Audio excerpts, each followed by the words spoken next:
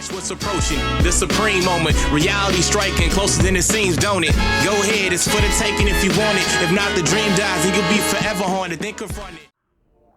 What's good, and welcome back to another session. I always do appreciate you guys checking out each of the videos. So today I want to talk about a pretty solid combination of two units, and I believe the Strength Great Saiyaman, the Super Saiyan 2 version, is actually coming out on global pretty soon. So timing wise, I think it works out pretty well. Personally, I'm a really big fan of the super physical type Super Saiyan 2 Great Saiyaman. So of course I said the strength version being a Super Saiyan 2 it's actually in fact the Super Saiyan. So because of the name variations, you can actually run them together on a team. And of course the whole point of this video is actually to showcase how good these units link up together. So let's go ahead and break it down and dive into the card stats. So we'll start off with the strength version. Leader skill for this guy is pretty decent. Hybrid Saiyans category key plus 3 HP attack and defense increase of 120%.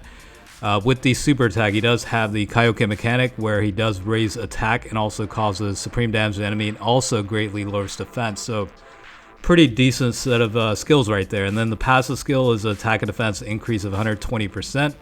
High chance of sealing the attacked enemy's super attack for 2 turns.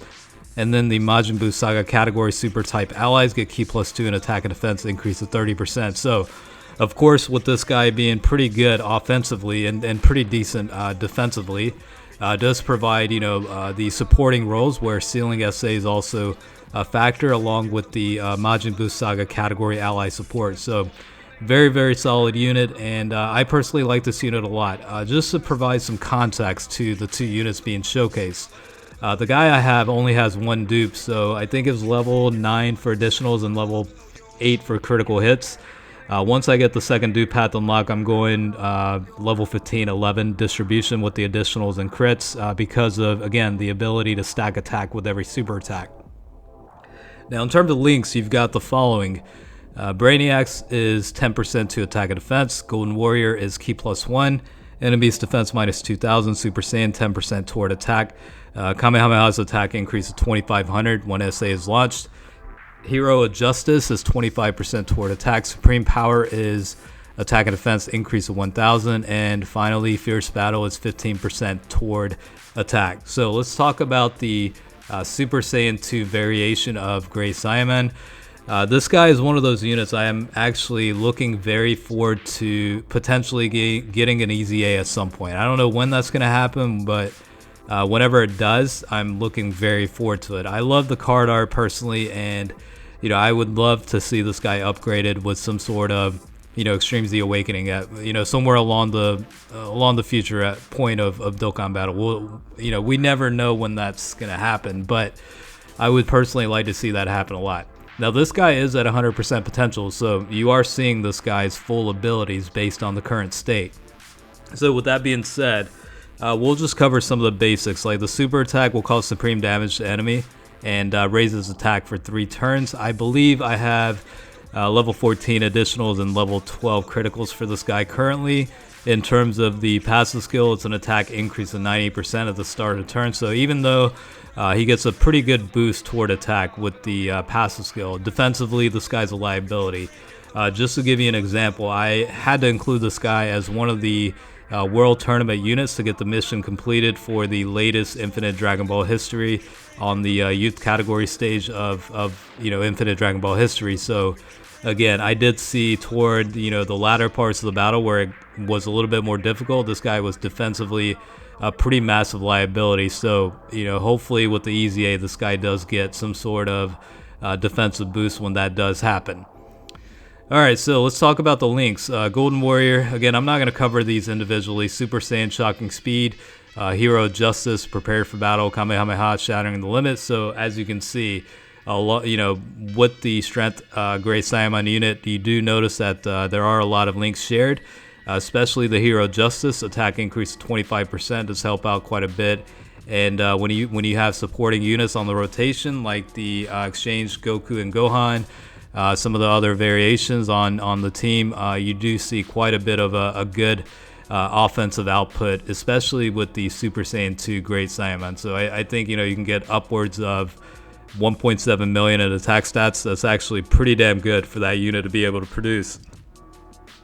Now, the Strength Great Saiyaman, however, you do see stats increase because of the stack effect with the super attack. But, if you take it to different situations like Infinite Dragon Ball History, you can see his stats increase even more. And especially given the fact that this guy at the current state of my deck only has one dupe. So, imagine level 15 additional versus level 9 that is currently at. It's a little bit less than double in terms of like the percentage chance of getting an additional attack. So when it does, it definitely does make quite a bit of a difference. So with that being said, I think 14, 12, 15, 11, 15 distribution with the additionals and criticals for the physical type Super Saiyan 2 Great Saiyaman's fine.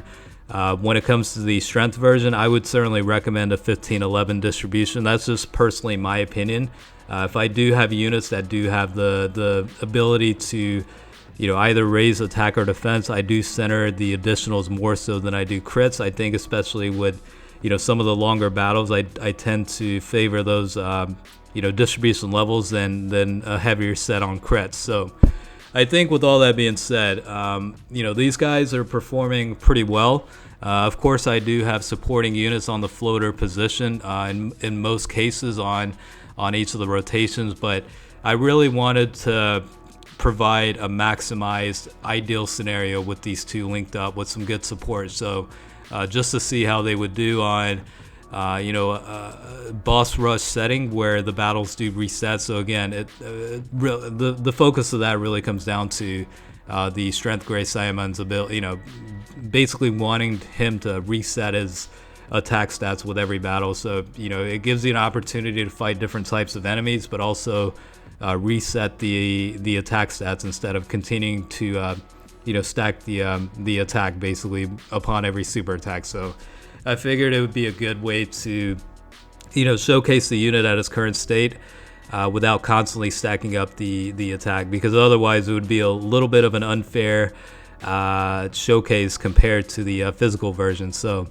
again, that's the process going into this particular showcase. And again, I don't imagine you guys running the physical type version a lot. I mean, it's probably one of the lower units in a totem pole, so to speak. So again, I merely just wanted to show you guys how these two units will link up together and essentially how they complement each other in terms of like the rotation. So again, personally, I like the physical version quite a bit. I'm waiting on that EZA to happen. So whenever it does, I'll be extremely happy about it. So outside of that, between the two, the strength version is obviously newer and much more relevant and compatible with some of the newer teams. So of course, I would recommend you invest the potential orbs and run him on more relevant teams.